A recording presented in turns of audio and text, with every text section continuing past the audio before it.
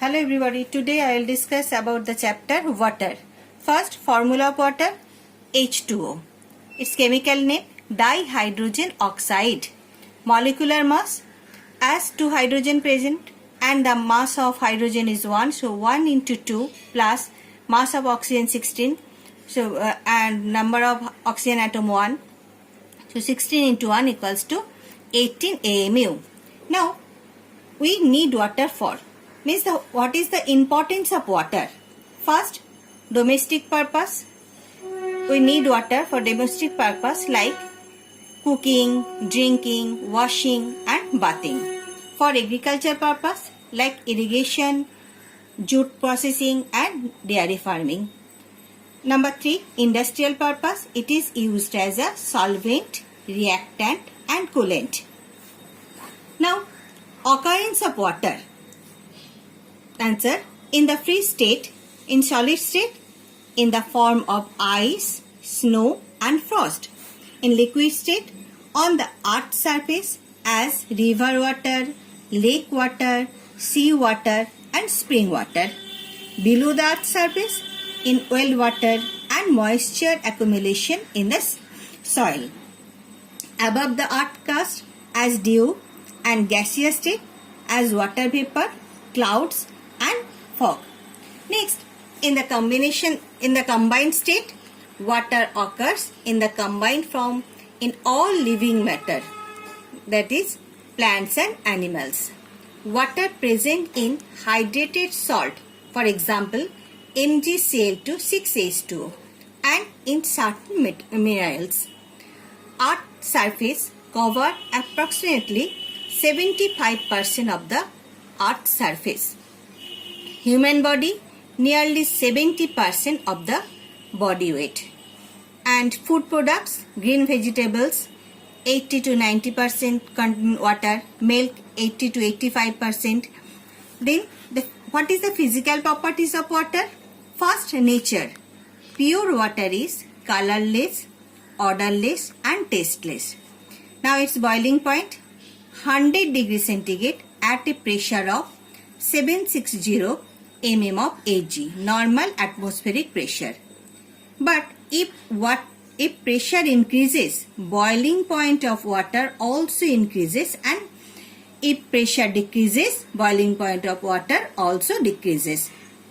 The boiling point of water also increases due to the presence of dissolved impurities in it. Next, number 3, freezing point 0 degree centigrade at a pressure of 760 mm of Hg. And the freezing point of water decreases with increase in pressure. The freezing point of water also decreases due to the presence of dissolved impurities in it. Now, what is the density of water? Maximum density of 1 gram per centimeter cube at 4 degrees centigrade. Number 5, conductivity, bad conductor of heat and electricity. So, pure water is bad conductor of heat and electricity. Now, water exhibits anomalous expansion. What is the meaning of this? Water on cooling first contracts, but at temperatures of 4 degrees centigrade, it starts expanding till it freezes into solid ice at 0 degree centigrade. Hence, water at 4 degree centigrade has maximum density and minimum volume. Ice therefore has density lower than water at higher temperature and floats on water, thus enabling marine life to exist below it. Number 7, water in controlling or modifying the climate. Water finds application in cooling systems and in controlling or modifying the climate of the nearby land adjacent to large areas of water, thereby making them warmer or cooler depending on the seasonal conditions. Specific heat capacity of water, that is, what is specific heat? the amount of heat absorbed by 1 gram of water when heated through 1 degree centigrade is high. Hence, water requires more heat to raise its temperature by 1 degree centigrade than an equal mass of any other specific substance in the solid or liquid state. Next, number 8, universal solvent. Water is the best solvent and can dissolve many more substances than any other solvent due to its polar covalent nature. All electrovalent compounds, for example mineral acids, base and salt, dissolve in water. All covalent compounds which contain the hydroxyl group OH also dissolve easily in water. For example, alcohol. Gases which ionize to a great extent in solution or react with water are highly soluble in water. For example, ammonia, HCl. Now, next, gases which ionize slightly are found to be fairly soluble in water. For example, carbon dioxide, sulfur dioxide, chlorine. Gases which do not ionize at all are very slightly soluble in water. For example, oxygen, hydrogen, nitrogen and carbon monoxide. Now I will discuss about the chemical properties of water. First, action of water on metals. First, A. Action of cold water on potassium. When a small piece of potassium is dropped in a throw of water, it results in the formation of metal hydroxide and evolution of hydrogen gas. See the reaction. Potassium plus H2O, KOH plus H2. But the reaction is violent and exothermic due to the formation of potassium hydroxide. The resulting solution is alkaline and therefore turns red litmus blue. And the liberated heat ignites hydrogen and hydrogen burns with a violet flame. Next, action of cold water on sodium. When a small piece of sodium is dropped in a throw of water, the following reaction takes place and the result in the formation of sodium hydroxide and hydrogen gas. See the reaction.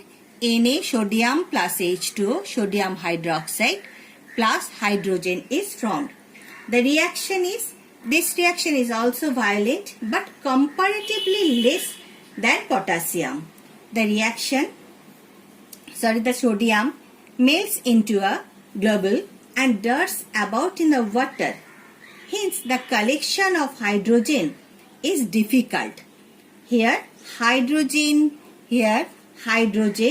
burns with a pop sound and yellow sparks are produced by small particles of sodium, and due to the formation of NaOH, the resulting solution is alkaline and therefore turns red litmus blue. Next, the action of cold water on calcium.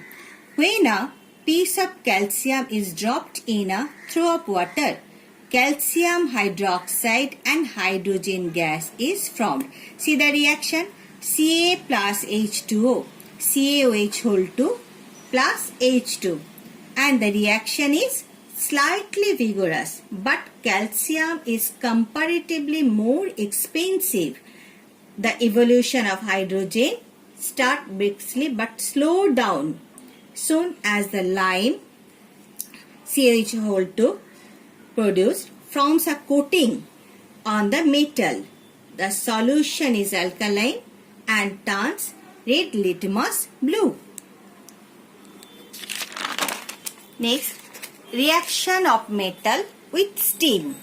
The metals such as magnesium, aluminium, zinc and iron react with steam when it is red hot and leads to the formation of corresponding metal oxide and released hydrogen gas. When magnesium react with boiling water, it form magnesium hydroxide and hydrogen. But when magnesium, see the reaction Mg plus H2O, MgOH whole 2 plus H2. But when magnesium react with steam, then magnesium oxide and hydrogen is formed.